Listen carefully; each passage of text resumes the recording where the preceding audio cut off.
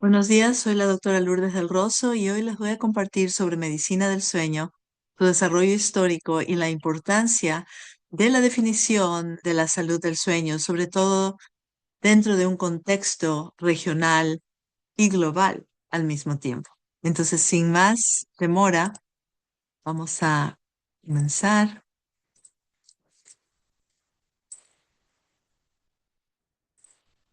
Perfecto. No tengo ningún conflicto de interés en esta presentación. Y vamos a hablar sobre el sueño. El sueño siempre ha existido tanto tiempo como la humanidad ha existido. ¿Por qué? Porque todos dormimos. Entonces el sueño ha sido la inquietud de muchas culturas antiguas. Las han interpretado de diferentes maneras, han interpretado como una oportunidad de descanso, como un estado intermedio entre lo consciente, lo inconsciente, pero en muchos textos, sobre todo textos sagrados, religiosos de la antigüedad, encontramos la relación entre el dormir y la comunicación con lo divino, ya sea a través de sueños, ya sea a través de mensajes, de diferentes maneras. Quizás sea Hipócrates uno de los primeros que asoció el sueño con la enfermedad, con la realidad física, en vez de la realidad espiritual o divina o algo más místico religioso. Hipócrates ya en el siglo V antes de Cristo asociaba o identificaba la incapacidad de dormir como una relación con un sueño alterado, perturbado, al mismo tiempo que la identificación de una somnolencia excesiva como un estado o una situación anormal. Aristóteles escribió, y esto lo podemos encontrar en el Internet, en un PDF, sobre el sueño y la vigilia. No voy a intentar pronunciar en griego las palabras del título, pero lo tienen ahí si lo quieren buscar y lo tienen en inglés también. Y en esta publicación de Aristóteles establecía el sueño ya como un proceso biológico necesario, no como un simple reposo, sino como un cambio, un estado de cambios fisiológicos relacionados particularmente con la digestión. Se identifica ya en esta época los cambios en percepción sensorial, la suspensión temporal y cómo la vigilia restaura la sensibilidad a la conciencia. Entonces, nos da ya un tipo de definición para empezar como una base ya un poco más médica, menos filosófica. En el siglo II, ya después de Cristo, después de nuestra era, Galeno también identificó en muchos de nuestros países, se utiliza el nombre de Galeno para identificar nuestra profesión médica. Se utiliza ya el sueño como una restauración corporal y otra vez también se empieza a relacionar con humores, con la digestión y se ve el exceso de vigilia como una enfermedad. Hay un médico musulmán que nosotros le decimos Avicena, este es su nombre, eh, que ya en los siglos, entre el 980 y el 1000, y estamos hablando entre el siglo V y el siglo XV de nuestra era, tiene también una publicación, un libro muy interesante sobre varios aspectos, pero entre ellos hay un capítulo sobre el sueño y lo pueden encontrar en PDF, en línea. Estos factores son en realidad fascinantes. Puede ya empezar a relacionar el sudor durante el sueño, las funciones gástricas, el estómago, los sistemas de digestión, de nutrición, calor, como una dispersión del calor. Entonces ya se empieza a dar cuenta y a examinar de una manera un poco más atenta, fisiológica a las cosas que pasan quizás durante el sueño en términos de hipertermia o hipotermia o regulación térmica, en otras palabras. Durante el Renacimiento hubo quizás otra vez un despertar o un reconocimiento filosófico sobre el estadio, la fase de dormir, y fue una hipótesis sobre el sueño de René Descartes como una situación un poco más filosófica sobre estamos despiertos. Sobre todo lo que llamó la atención a Descartes fue el hecho de que cuando dormimos y soñamos no tenemos esa conciencia de que estamos soñando. Entonces, para el que sueña es una realidad lo que sucede durante el sueño. Entonces, él filosóficamente empezó a decir, bueno, ¿será todo esto que vivimos un sueño? ¿Nos vamos a despertar alguna vez de esta situación? Entonces, empezó un poco a analizar el tipo de conciencia, la función, aunque en esa época no se le llamaba la función ejecutiva, el lóbulo frontal, la identidad personal, que luego, en años después, hemos descubierto esa identidad personal y esa razón que el lóbulo frontal menos activo durante el dormir, que no tenemos esa identificación personal durante los sueños, a menos que exista un despertar limitado del lóbulo frontal durante los sueños lúcidos, en los cuales tenemos esa conciencia de que se está soñando, que es otro nivel de conciencia. En el siglo XVIII podemos decir que otra vez hay un despertar de los estudios fisiológicos del sueño relacionando el insomnio con ya estilos de vida, estrés, enfermedades nerviosas. Ya se empieza a relacionar que hay una situación de vida que afecta el dormir. También se impulsa una visión basada en la función del sistema neurológico y la salud mental, psiquiatría, neurología empieza a despertar en estos momentos. El siglo XIX hubo un nacimiento científico, sin lugar a duda, con el desarrollo de la neurofisiología, estudios sobre ritmos biológicos y la conciencia, y ya la aparición de laboratorios fisiológicos, lugares en los cuales se empiezan a estudiar estas funciones, el ritmo cardíaco, el sudor, la fisiología de diferentes maneras. No fue, sin embargo, hasta 1929, con el desarrollo del electroencefalograma, que por primera vez se pudo observar la actividad cerebral, ya sea durante el día, durante la noche, y se pudo hacer una diferencia entre la actividad cerebral durante diferentes estadios de conciencia y demostrar que en realidad el cerebro no estaba activo, sino que habían diferentes tipos de descargas electrofisiológicas durante el dormir. El sueño REM, Nathaniel Kleitman y Aserinsky descubrieron el sueño REM en 1953, observando, si alguien tiene la oportunidad de leer, cómo se desarrollaron estos experimentos. Es fascinante, sobre todo desde el punto de vista de la investigación, cómo en los primeros años se desarrollaron estos procesos de investigación, cómo se reclutaron pacientes y cómo había la ausencia de un comité de ética. Sin embargo, estos experimentos han avanzado significativamente en la ciencia. Los movimientos oculares rápidos, la activación cerebral en diferentes aspectos, en diferentes áreas, y los ciclos del sueño, las fases del sueño, qué patrones, ya descubriendo los movimientos rápidos o de oculares, podemos ya empezar a dividir las diferentes fases del sueño. En los años 60 a los años 80 pasamos de esta curiosidad fisiológica a la aplicación clínica. ¿Cómo aplicamos estos conceptos de la electroencefalografía para incorporarlos dentro de diferentes tipos de diagnósticos clínicos?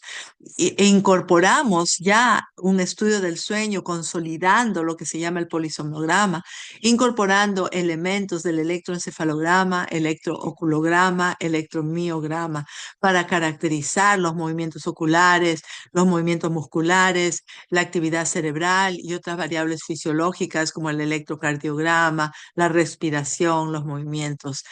Entonces podemos ya sistemática y organizadamente caracterizar el sueño REM, el sueño no REM, reconocer trastornos del sueño, empezar a ver cuáles son las normativas de diferentes edades y empezaron a surgir las primeras clasificaciones y el modelo de la medicina del sueño. Ahora vamos a hablar un poco sobre la base, sobre todo en Latinoamérica. Es importante saber de dónde venimos para saber hacia dónde vamos. Y en este contexto del Congreso Latinoamericano del Sueño, quiero traer a la atención a aquellos que pusieron, y no a todos, pero he puesto algunos ejemplos y tratado de ponerlos de diferentes países, los fundamentos. Y quizás para algunos de nosotros esto sea conocimiento ya, sapiencia, pero para otros sea una sorpresa, porque tenemos a muchas veces la concepción o el pensamiento que necesitamos desarrollar el sueño en Latinoamérica, pero esta charla está precisamente dedicada a aquellos que han desarrollado el sueño en Latinoamérica, que han puesto esa base fundamental en la cual seguimos construyendo.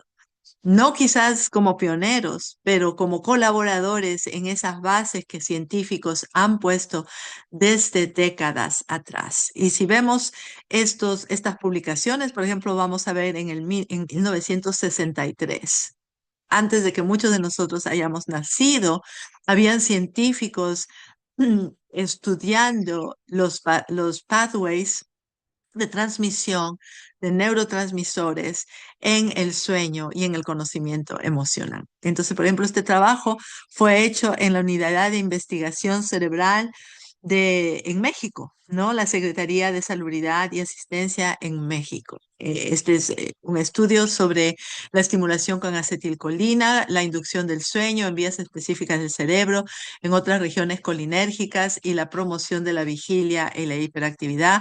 También la noradrenalina. Esto me hace recordar hace poco en una de mis últimas publicaciones con la colaboración de la doctora Gulchik.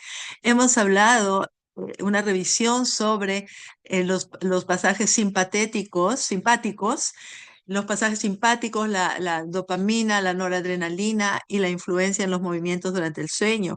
Y tenemos personas, colegas, investigadores que hace 80 años ya han empezado a ver estos pathways. Entonces, veamos el desarrollo de la medicina del sueño con humildad y también con reconocimiento a estos colegas. Esta es mi intención principal, que nos sintamos quizás orgullosos de cómo región tenemos estas bases fundamentales de personas que dedicaron sus décadas y tiempo en la investigación. Acá, por ejemplo, también tenemos un trabajo, lo cual muchas veces decimos, bueno, nos falta la investigación en polisomnografía, en el sueño, y tenemos este estudio en 1972 de poligrafía. Y si vemos cuidadosamente, tenemos también la electroencefalografía, la respiración, el electrocardiograma, el electromiograma, tenemos todos los patrones y cómo están estudiando en este caso la inducción y los efectos de hipnóticos. Entonces ya desde los años 70 estamos viendo, yo me acuerdo hace 5 años, publiqué un trabajo sobre el efecto de los antidepresivos en el sueño y estos trabajos son nos dan, como les digo, esa humildad, ese reconocimiento de ver que tenemos colegas en nuestra región que han trabajado en el efecto de hipnóticos, de medicinas, de neurotransmisores en las diferentes fases del sueño. La neuroquímica del sueño y la vigilia, acción de psicotrópicos en la saturación, en la amígdala y la formación reticular durante el ciclo del sueño y de la vigilia. También estamos viendo estos trabajos. Mire, recibido en la época, ha sido pioneros el doctor Belluti en Uruguay, pioneros de la medicina del sueño en Uruguay y en Latinoamérica con publicaciones que trascienden muchas décadas. Si vemos qué es lo que pasa con la medicina del sueño ya en la década de los 80, ya tenemos quizás muchas personas para los cuales los 80 fueron la mejor década, quizás por razones que no son las del sueño, quizás por la música, por otros aspectos culturales. Sin embargo, la década de los 80 a los 2000 surgió avances de la medicina del sueño ya como especialidad. En los Estados Unidos, Europa, Japón, ya sea base a exámenes escritos, ya sea en base a certificaciones surgieron ya las bases fundamentales en estas décadas que dieron a los expertos, a los pioneros de la medicina, ese conocimiento de cómo poner junto estos estándares internacionales para promover la creación de una subespecialidad. Y he tenido el honor de conocer y entrenarme bajo el mentoreo del doctor Andrew Chesson, pionero en la medicina del sueño y también un presidente de la Sociedad Americana del Sueño, que él nos contaba cómo en esta época iban a tener reuniones con los directivos de las diferentes especialidades en los Estados Unidos para presentarles el modelo de entrenamiento en medicina del sueño, ya sea neurología, a neumología, pediatría, medicina familiar, a otolaringología, diferentes especialidades para formalizar la medicina del sueño como una subespecialidad en los Estados Unidos. En Europa no es tanto una subespecialidad, pero es una especialidad dada por una sociedad, la sociedad europea, a través de una certificación. En Japón y en Australia también hay diferentes tipos de certificaciones nacionales. En Latinoamérica estamos por ese camino como manera regional. Estamos diferentes sociedades en Colombia, en México, en diferentes países. Ya hay diferentes maneras de certificación y ah, de ver las calificaciones de los médicos especialistas. En estas décadas también hubieron ya estudios poblacionales. Estamos viendo, por ejemplo, este fue una de las primeras encuestas urbanas. El doctor Cardinali, argentino, también pionero, muchos lo conocemos, de la medicina del sueño en Latinoamérica. La primera encuesta urbana en ciudades de Buenos Aires, Sao Paulo, y luego se extendió a adultos en la Ciudad de México y se dio cuenta que 66% reportó algún problema del sueño en los últimos 12 meses, 25% reportó afectación moderada o severa y la duración de los problemas por 5 años. Entonces ya estamos avanzando de lo que fue una descripción de las fases del sueño, quizás empezando con la psicología, con los comportamientos, la neurofisiología, a los patrones de sueño anormal, a las enfermedades, a los diagnósticos, a los sueños en poblaciones. Y acá tenemos, por ejemplo, he traído los trabajos de nuestros colegas de Chile, en particular el doctor Pablo Brockman, que lo conozco personalmente, ha avanzado mucho en la medicina pediátrica del sueño, y lo tengo como ejemplos sobre esta década, sobre las publicaciones poblacionales en pediatría. Y quiero llamar la atención también a Patricio Peirano y su equipo. Si ustedes ven aquí, por ejemplo, este artículo fue publicado en el 2009. Vemos la función del sueño a través del desarrollo pediátrico de los niños y los efectos duraderos de la deficiencia de hierro. Otra vez les digo que reconocer el trabajo de los colegas, los investigadores del sueño, nos debe dar un sentido tanto de orgullo regional como de humildad, porque 5, 6 años, 7 años de mi carrera los he dedicado al estudio de la deficiencia del hierro en relación con el sueño inquieto, el trastorno de piernas inquietas. Tengo muchas publicaciones en este aspecto, pero mucho antes de que yo tuviera incluso una certificación en medicina del sueño, Patricio Peirano en Chile ya había establecido esta asociación de deficiencia de hierro con trastornos del sueño, sobre todo movimiento y movimiento periódico de piernas, a través del desarrollo.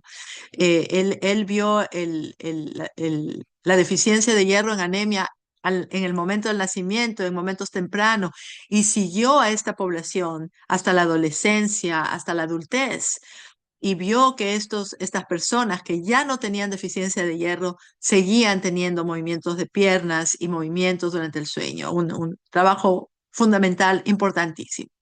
Y le agradezco tanto a estos colegas en estas publicaciones y otros colegas quizás que no menciono. Expandiendo el conocimiento de la medicina del sueño en estas dos estas décadas, continuamos expandiendo qué es lo que debemos saber en cuanto ya no solamente a las enfermedades, a las poblaciones, sino cómo podemos hacer para certificar, para educar, para crecer. Y en estas 2 décadas, entre el 2000 y el 2020, han habido muchos esfuerzos para estudiar, para ver y aumentar los programas. Y ustedes mismos los ven, no necesito decirlos. Hay programas de diplomados, de programas académicos, programas universitarios, programas independientes, programas de sociedades, diferentes tipos de programas de entrenamiento en Latinoamérica, diferentes tipos de programas de certificación. Y acá quiero resaltar la participación de los colegas colombianos en esta importante publicación compartiendo su modelo de certificación en Colombia. Tenemos también colegas en el Perú hablando sobre estudios ya poblacionales y también la expansión de los programas de entrenamiento en Latinoamérica. Estas fueron, sobre todo, esta publicación fue una presentación que hicimos en conjunto en un grupo en Latinoamérica, si mal no recuerdo, en Vancouver, en la Sociedad Mundial del Sueño. Eh, Continuamos. ¿Qué pasa ahora? Y esta es la tercera parte de la presentación. La primera parte, los rasgos históricos. La segunda parte, el fundamento importante en Latinoamérica. Y hemos hablado hasta el 2020 quizás. ¿Qué pasa ahora, a partir de ahora, al futuro? ¿Cuál es el giro? ¿Hacia dónde vamos? ¿Qué es lo que tenemos que hacer como sociedad, como región y como especialistas en medicina del sueño? Esta es una publicación que le hicimos con los colegas directores del Día Mundial del Sueño, con la Sociedad Mundial del Sueño. Como algunos de ustedes saben, soy codirectora con el doctor Han de este día, de esta celebración. Y quiero traerles un punto importante. Miren, miren la participación. Tenemos Latinoamérica en amarillo a través de la última década, ¿no? Del 2010, 2012, y mire cómo ha aumentado. Esta es la parte de COVID, todo el mundo disminuyó en participación. Cómo va en aumento exponencial la participación de eventos de educación sobre el sueño en nuestros colegas de Latinoamérica. Podemos ver que Europa, Asia, y si vemos la historia, ¿no? de longevidad en los especialistas, en las actividades del sueño en Europa, y también vemos poblacionalmente la cantidad poblacional en Asia, podemos ver que Latinoamérica está muy, muy, muy adelante en los programas de difusión del sueño, más que Norteamérica. Entonces tenemos también que trabajar con los colegas en África y en Oceanía para promover el sueño. Pero el giro que le estamos dando en el futuro, a partir de ahora, es hablar del sueño como un pilar de la salud.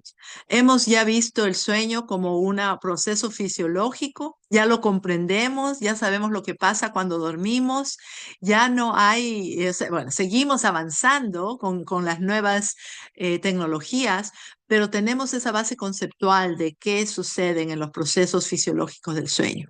También vemos cuando el proceso fisiológico está enfermo y tenemos nuestros criterios de diagnóstico de los grupos de enfermedades del sueño, la apnea, los trastornos del movimiento, las parasomnias, las hipersomnias, los insomnios, los trastornos de ritmo circadiano.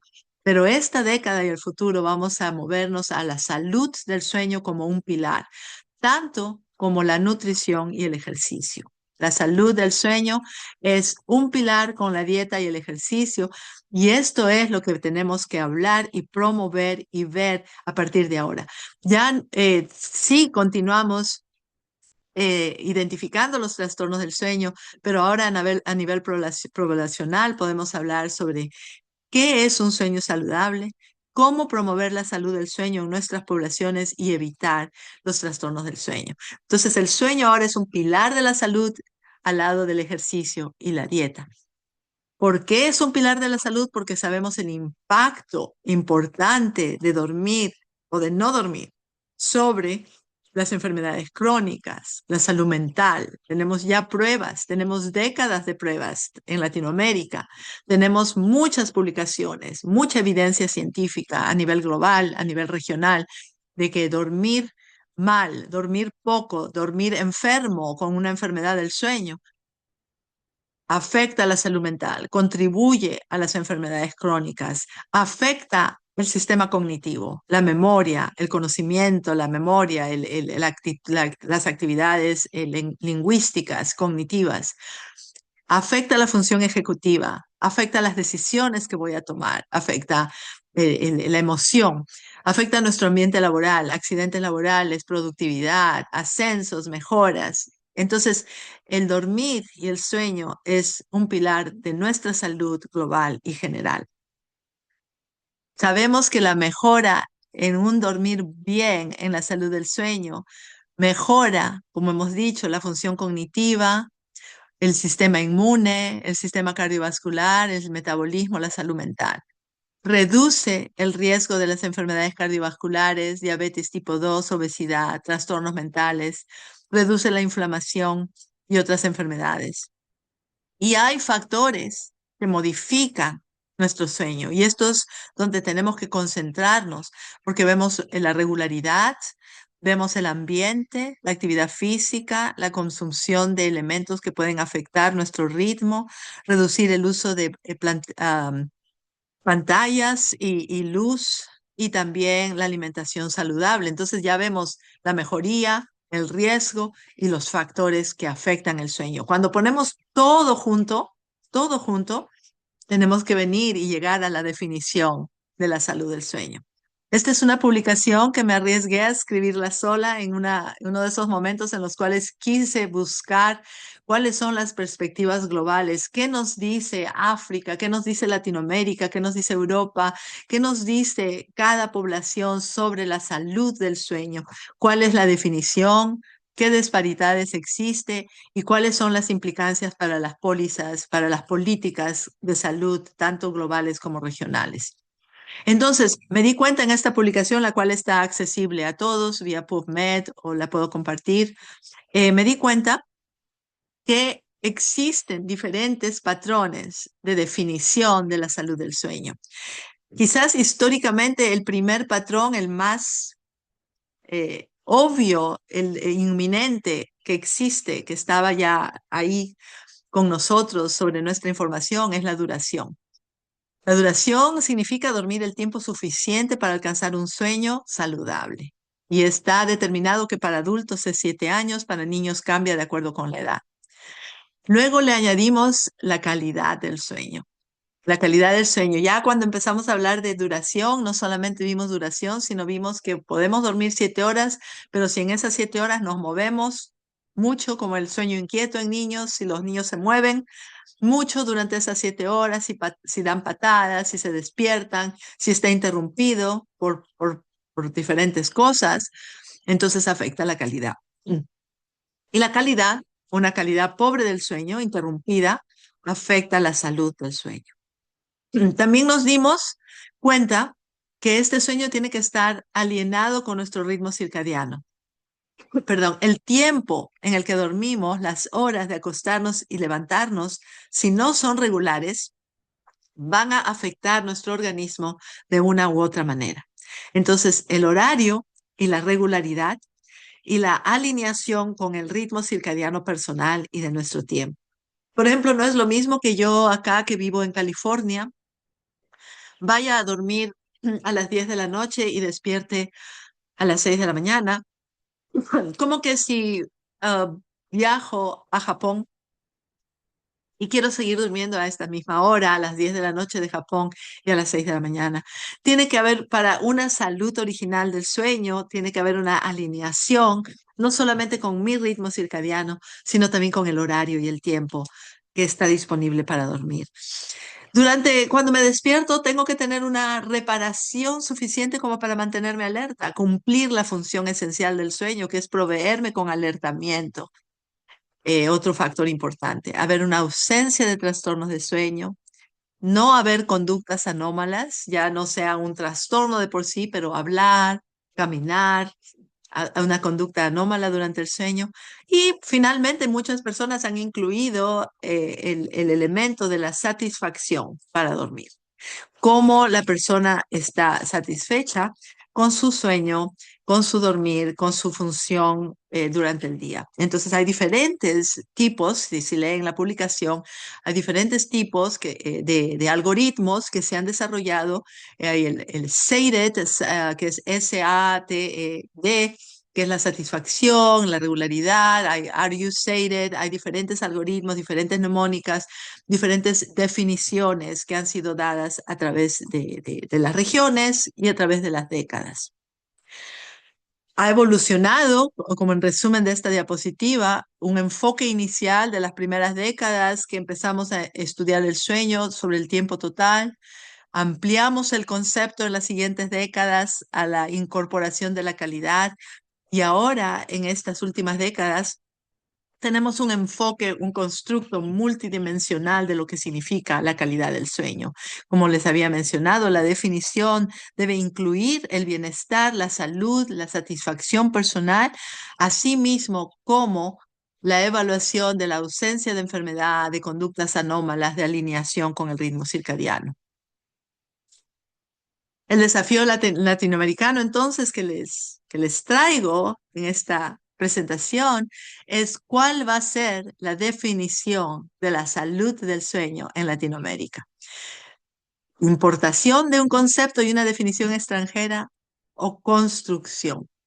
Y espero que esta presentación les motive a, a pensar, a evaluar y a gestionar una construcción basada en la evidencia, una incorporación, inclusión de los aspectos culturales, familiares, socioeconómicos, laborales, ambientales, de estilo de vida y de sistemas de salud, el ecosistema de salud, incorporar las realidades de Latinoamérica en una definición regional, una definición que pueda reflejar la realidad latinoamericana, eh, que pueda ser también luz para el resto del mundo, para que la próxima publicación de los aspectos globales de salud del sueño incorpore también definiciones de las sociedades regionales en Latinoamérica.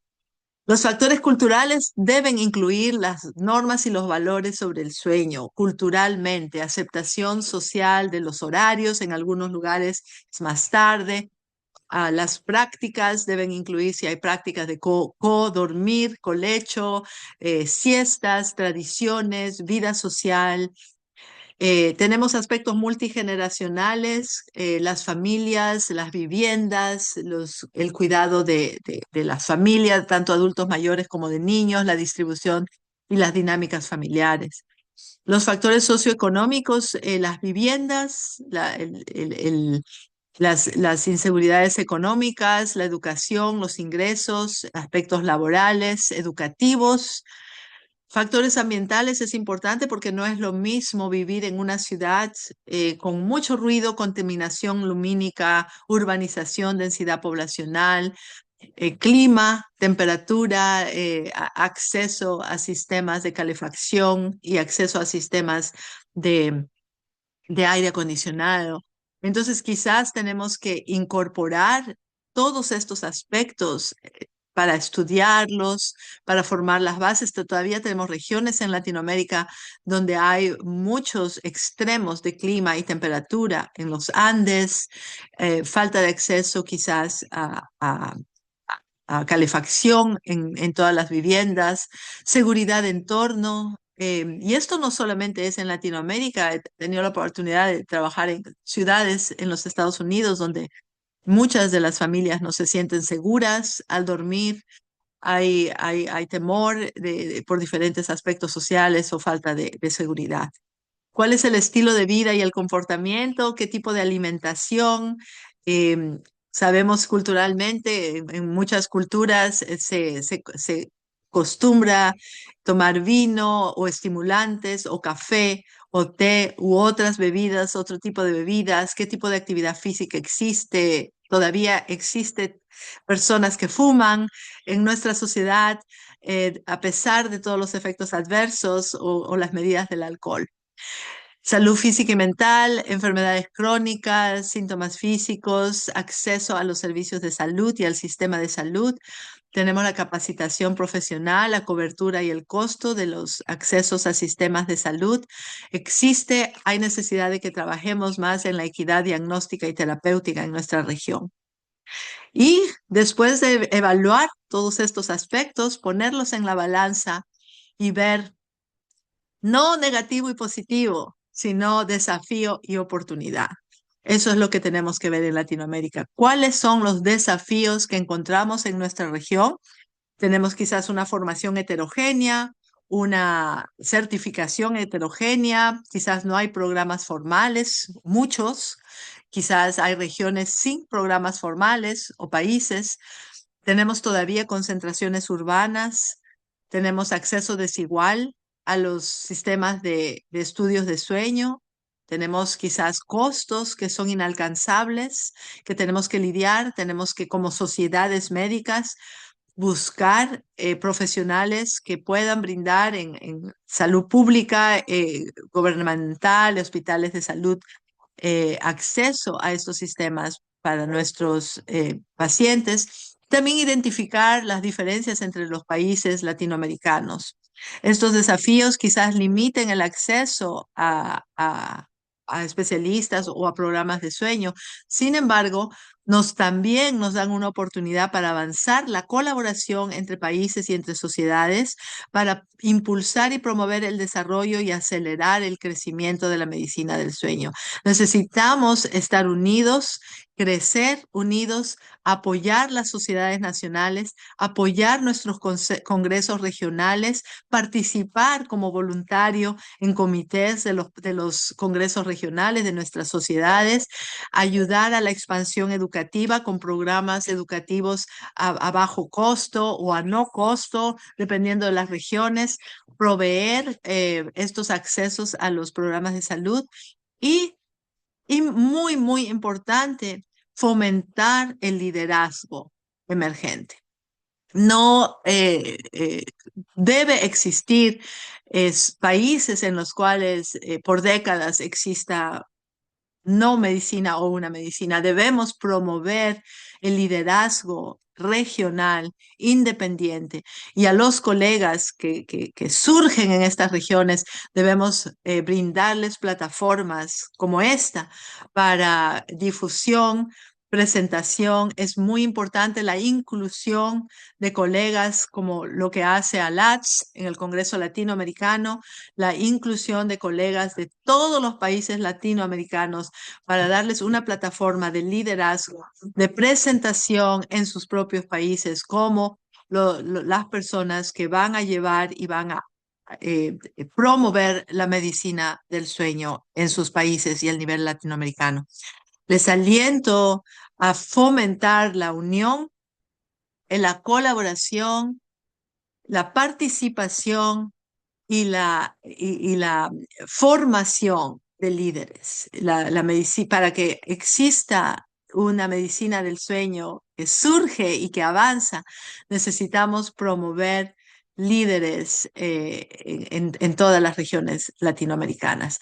Porque, y esta es mi última diapositiva, debemos construir juntos, me incluyo como latinoamericana, miembro de ALATS, parte de este esfuerzo y esta iniciativa, debemos construir juntos la definición latinoamericana de la salud del sueño. Y esto se va a lograr en los pilares básicos de la medicina en general y la medicina del sueño, que es la evidencia científica con la realidad regional, con la colaboración de líderes y buscando la innovación y la incorporación de la tecnología en nuestras actividades. Con esto termino esta charla. Gracias por la oportunidad y la plataforma para poder compartirles esta historia de la cual me siento muy, muy orgullosa de ser parte. Muy agradecida por aquellos que sin recursos quizás en momentos en los cuales no había el apogeo científico que existe ahora, ni los grandes congresos, ni las grandes sociedades, pero que solos buscaron publicar en los años 60, publicar, continuar la investigación, avanzar a través de los 70.